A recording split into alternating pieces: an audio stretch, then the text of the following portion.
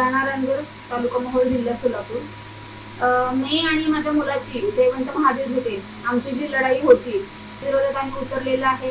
कारण त्यांनी आमच्यावर काय काय आणि कशा प्रकारे दोन्ही माय लेकरावर अन्याय केलेला आहे ते आतापर्यंत मोहोळ तालुका, सोलापूर जिल्हा आणि पूर्ण महाराष्ट्राला समजलेलं आहे.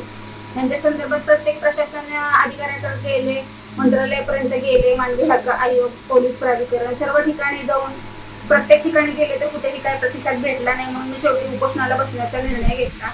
मी देशाला स्वातंत्र्य ज्या दिवशी भेटलं त्या दिवशी 15 ऑगस्ट रोजी मोहोळ पोलीस स्टेशन आणि तहसील प्रशासनाच्या समोर तिथेही पोलीस स्टेशन आणि तहसील कार्यालयाच्या समोर उपोषणास बसली. त्यांना परत मी निवेदन दिलं की परत तुम्ही जर नाही ह्या माझ्या केसमध्ये प्रत्येकाने जर लक्ष घातलं, प्रशासनाने नाही लक्ष दिलं तर मी 1 सप्टेंबर रोजी मी परत उपोषणाला बसणार आहे असं मी सांगितलं. पण परत मला नवीन SP सर आले म्हणून समजलं आणि त्यांनी मला मोहोळ पोलिसांनी सांगितलं की मॅडम तुम्ही 1 सप्टेंबरला बसू नका उपोषणात, आम्हाला काही दिवसाचा आणखी अवधी द्या आणि SP सरांची भेट घ्या. ते सांगितल्यानंतर मी SP सरांना भेटले, त्यांना कॉल डिटेल सगळे मी दिले की बाबा हे काय झालं, कसं झालं, काय काय झालं ते सगळं. मग त्यांनी आता केस रिओपन करण्याचं सांगितलं आणि आम्हाला 1 महिन्याची मुदत द्या म्हणलं. मग मी त्यांना आता 1 महिन्याची मुदत दिली, परत निवेदन दिलं आणि आता माझं उपोषण पुढचं जे आहे ते 1 ऑक्टोबर रोजी मी करण्याचं ठरवलं आणि ते निवेदन माझं पोहोचलेलं आहे. मागच्या उपोषणाच्या वेळी मला मोहोळ तालुका बचाव समिती, संघर्ष समितीचे सर्व पदानेते, पदाधिकारी, सर्व माझे माता, भगिनी, बंधू सर्वजण आले, सर्वजणांनी मला पाठिंबा दिला.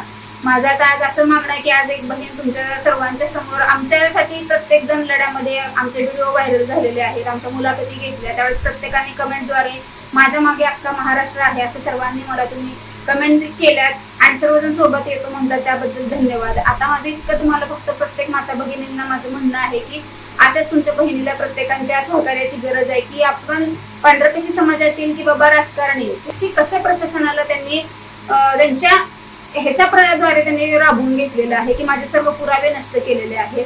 हे मला फक्त जगासमोर आणून दाखवायचं आहे आणि त्यासाठी तुमच्या सगळ्यांची मला गरज आहे की आपल्या बहिणीला तुम्ही सहकार्य करावं आणि माझ्या उपोषणाला पाठिंबा देण्यासाठी 1 ऑक्टोबर रोजी मोहोळ तालुका येथील मोहोळ पोलीस स्टेशन आणि तहसील कार्यालयाच्या समोर प्रत्येकाने उपस्थित राहावं ही विनंती आहे.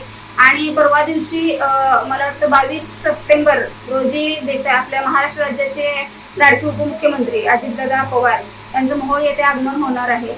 मी तेथेही त्यांना भेटण्यासाठी जाणार आहे आणि त्यांनाही निवेदन देणार आहे की बघा की तुम्ही ज्या मोहोळ तालुक्यासाठी ज्या विद्यमान आता आमदारांसाठी मतं मागण्यासाठी येणार आहात की तिथल्या माझ्या आमदारांनी आमच्यावर काय काय केलेलं आहे की हेही तुम्हाला मी निदर्शनास आणून देण्यासाठी अजितदादा मी तुमची भेट घेण्यासाठी काळे झेंडे घेऊन मी आणि माझा मुलगा येणार आहोत.